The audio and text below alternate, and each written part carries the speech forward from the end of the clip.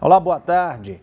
Dando continuidade à série de entrevistas com os candidatos à Prefeitura de Belo Horizonte, hoje vamos acompanhar as propostas de Duda Salabert, do PDT. Belo Horizonte tem hoje 3 grandes máfias que roubam dinheiro público. A máfia do transporte público, a máfia da Lagoa da Pampulha, que lucra com a Lagoa Suja, e a máfia do lixo, que impede o avanço da coleta seletiva. Com isso, sobra pouco recurso para investir em saúde, educação e moradia. Nós vamos enfrentar essas máfias para ter recurso. Para você ter ideia, por exemplo, hoje os pediatras preferem ir trabalhar em Contagem do que em Belo Horizonte, porque lá paga-se um salário maior para os servidores. Então, primeiro, colocar as contas da capital em dia, no sentido de enfrentar essas máfias para ter recurso e investir na saúde. E criamos, inclusive, o compromisso de que Belo Horizonte não só vai ampliar postos de saúde, mas também ter o primeiro hospital de excelência 100% SUS, que é a Santa Casa, que é um patrimônio que tem que ter apoio da Prefeitura para conseguir essa titulação do ponto de vista da excelência. E outro dado importante, rever o salário dos servidores, como eu disse, porque o servidor bem pago acaba atraindo médicos para Belo Horizonte. É uma vergonha que 50% das UPAs de BH não tem ortopedista, não tem cirurgião. Então é fundamental um outro plano de carreira valorizando esses servidores. Faltam prédios, mas nós podemos fazer parcerias com o governo do estado. Em escolas que têm espaços ociosos na parte da tarde, a gente pode implementar, amplificar a creche em tempo integral, até porque nós colocamos como meta fazer de Belo Horizonte uma capital educadora com a melhor educação pública do país, e para tal tem que se investir em escola em tempo integral. Dinheiro tem, BH é a 4ª capital mais rica do Brasil. Vamos arrecadar esse ano 2 bilhões de reais em PTU, mas a Prefeitura está dando 1 bilhão de reais para a máfia do transporte público e entregar o transporte de péssima qualidade em Belo Horizonte. Então, se nós fizéssemos uma realocação orçamentária, colocando educação, escola em tempo integral, ampliar vagas à creche, melhor salário, melhor qualidade da merenda escolar, ainda sobra dinheiro. É tudo uma questão de prioridade que, infelizmente, a atual gestão prefere apoiar a máfia do transporte público do que pagar melhores salários para os professores. Belo Horizonte passa por uma tragédia na educação. Tem caído no ranking do IDEB, que mensura a qualidade do ensino público. Outras capitais caíram, mas Belo Horizonte caiu muito mais comparado a outras. Além disso, Belo Horizonte, na atual gestão do Fuad Noman, em 2 anos como prefeito, ele teve 5 secretários de educação. Ele troca de secretário como troca de roupa. É um absurdo, não tem uma continuidade educacional. Então vai cair esse ano e vai cair ano que vem. Então vai deixar um legado para mim. Eu vou ser prefeita e no primeiro ano de prefeita eu vou ver o IDEB cair, porque tivemos um prefeito incompetente que loteou a Prefeitura de Belo Horizonte e que vende espaço da Prefeitura em negociações com partidos. Por isso, nós vamos colocar a casa em ordem, colocando um gestor técnico na educação e não negociando espaços para que a educação caia. Nós demos dinheiro para a empresa de ônibus e espaços para partidos políticos que não estão preocupados em nada para transformar BH numa capital educadora. Nós temos que oferecer transporte público de qualidade. E quando falamos de transporte público de qualidade, não nos referimos apenas à classe C e D. A gente refere para a população inteira. Nós saímos daqui e vamos para a Europa. O que a gente faz na Europa?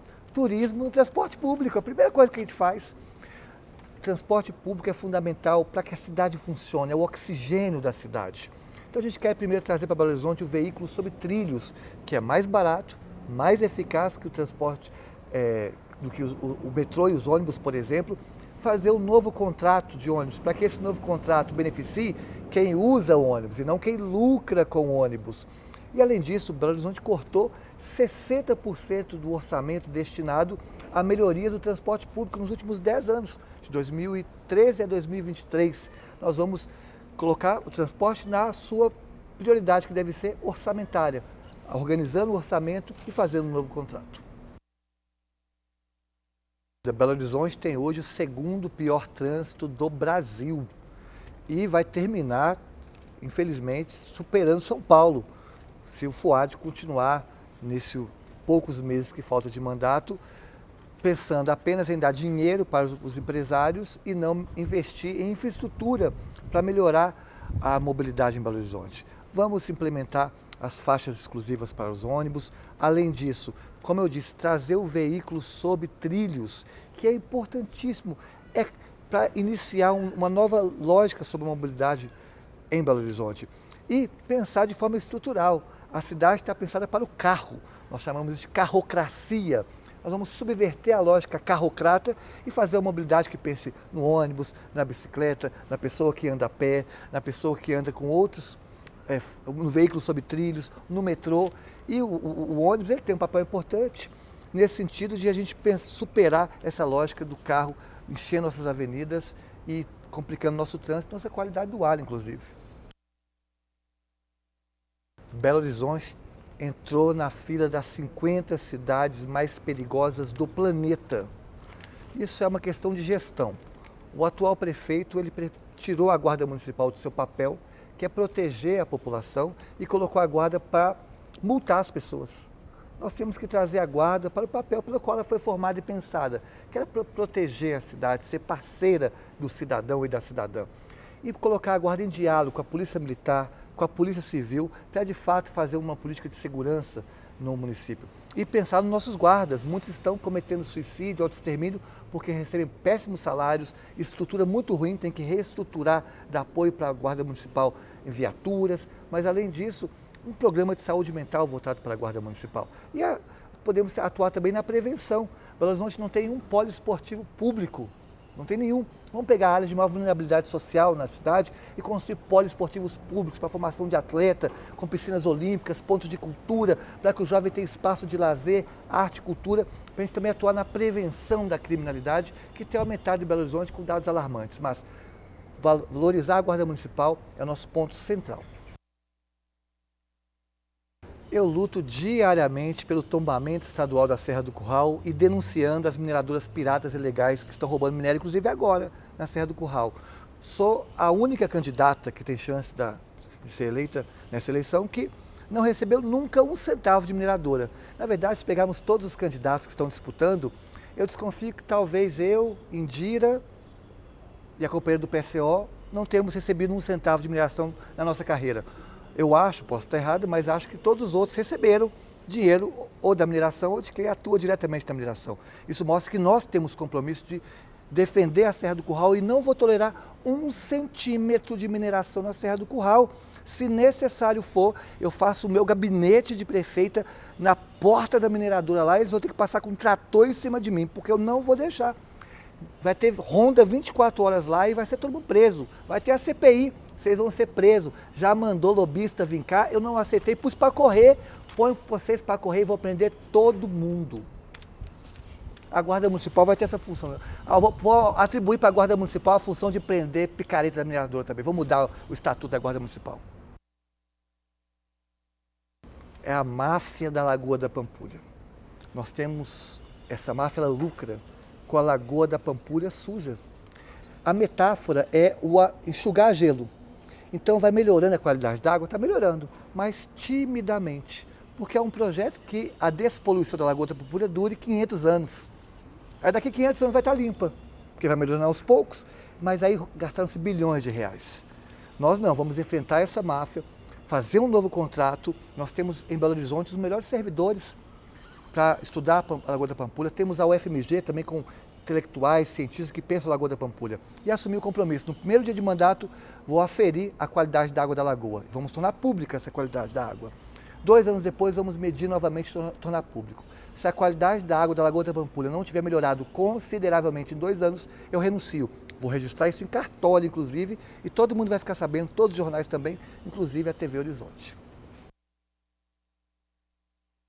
É importantíssimo Belo Horizonte ser a capital das religiões, da pluralidade religiosa, das questões ecumênicas. Belo Horizonte é uma cidade de tradição cristã e nós temos que valorizar essa tradição sem deixar de lado as outras religiões que também são importantes, de matriz africana e de outras matrizes espirituais, transcendentais. Então, todos os eventos religiosos, desde os menores, aqueles na porta da igreja, que é difícil fazer porque é difícil conseguir uma licença da prefeitura, até a Marcha para Jesus, todos vão ser fomentados, ter apoio da prefeitura, desburocratizar, e todos que eu for convidado, eu irei.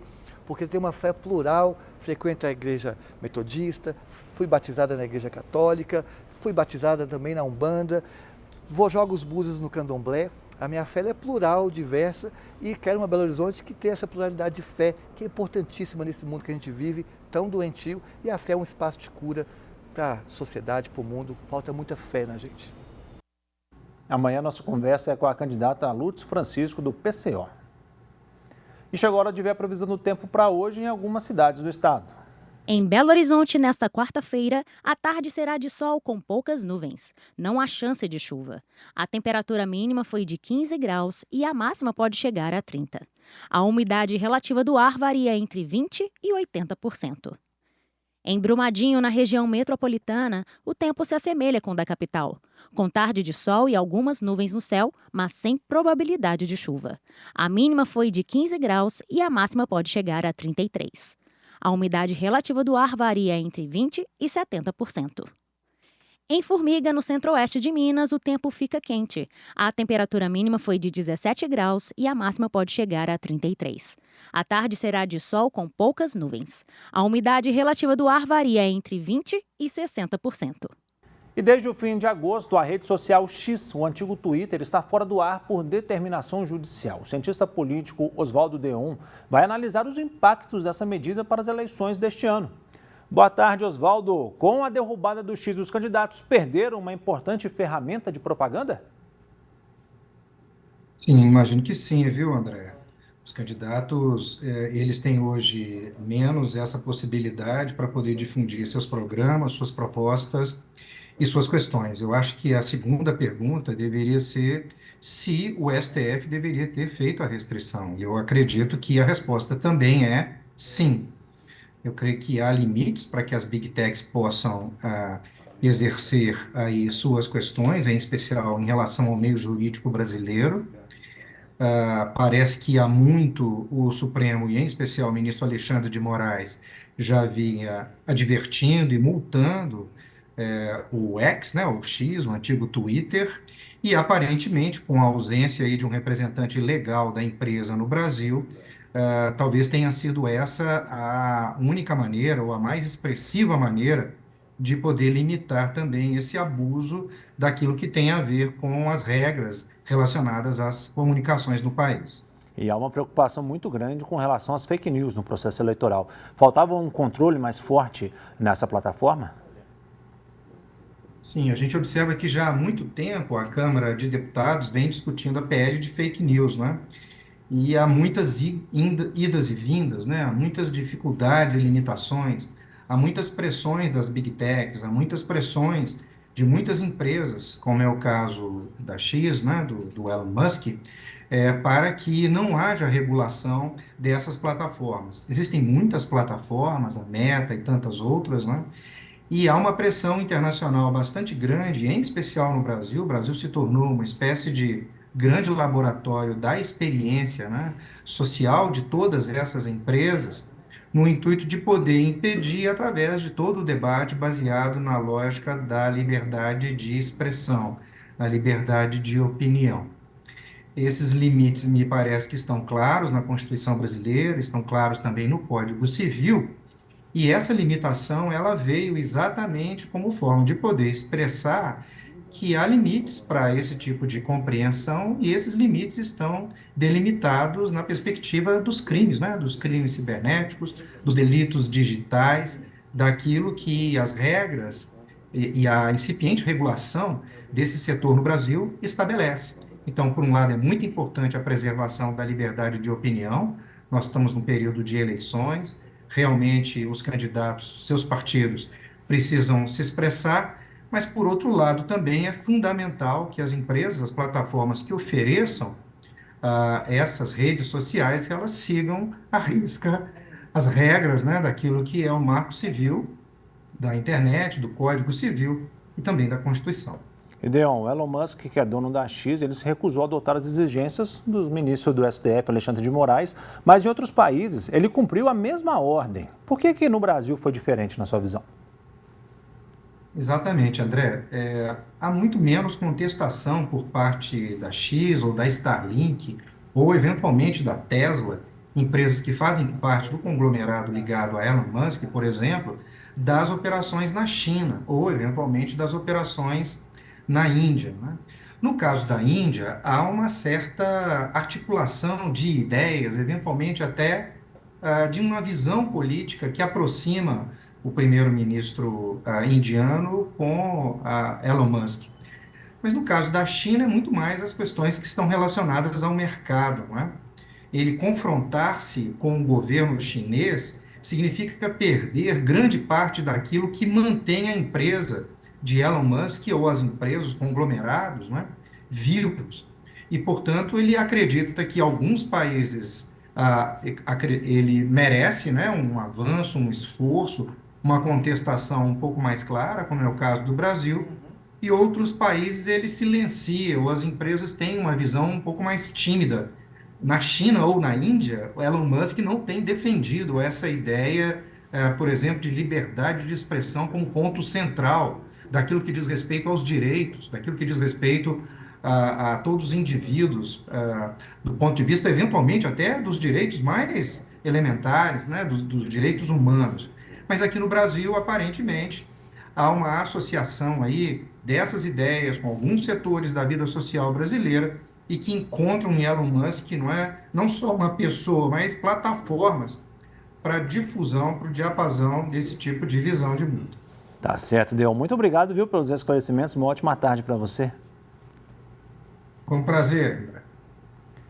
A Casa de Apoio à Saúde Nossa Senhora da Conceição, da Arquidiocese de Belo Horizonte, realiza um bonito trabalho de acolhimento às pessoas com HIV sem vínculos familiares e que precisam de cuidados especiais. Também é para pessoas com trajetória de rua que, após receberem alta hospitalar, necessitam de um acompanhamento especializado para recuperarem plenamente a saúde. A instituição está com uma campanha para doação de fraldas geriátricas e você pode doar na Casa de Apoio. Ela fica na Rua Além Paraíba, número 181, no bairro Lagoinha. Informações pelo telefone 31 98978 9390. E no dia 24 de setembro será realizado o encontro de assessores de imprensa das dioceses da Regional Leste 2 da Conferência Nacional dos Bispos do Brasil. O evento busca contribuir para o fortalecimento dos laços entre os servidores da igreja no campo da comunicação e tem como tema assessorias de imprensa e o compromisso com uma comunicação evangelizadora e humanitária. Organizado pela Comissão para a Comunicação Social do Regional Leste 2, presidida pelo Bispo Auxiliar da Arquidiocese de Belo Horizonte, Dom Joaquim Moll, o encontro terá a participação do padre Tiago Cíbula, um dos assessores da Comissão Episcopal para a Comunicação da CNBB. As inscrições podem ser feitas pelo site da Arquidiocese de Belo Horizonte. Minas Gerais está entre os estados brasileiros com maior número de casos de trabalho análogo à escravidão.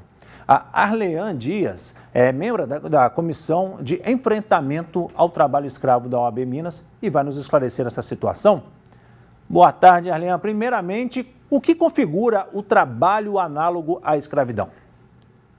Boa tarde, André. Boa tarde a todos aí que nos assistem, nos ouvem. Bom, o trabalho escravo, ou trabalho análogo análogo à escravidão, tem configurações assim bem específicas. Que é um trabalho forçado, um trabalho que geralmente está aí por dívidas, né, servidão de dívidas.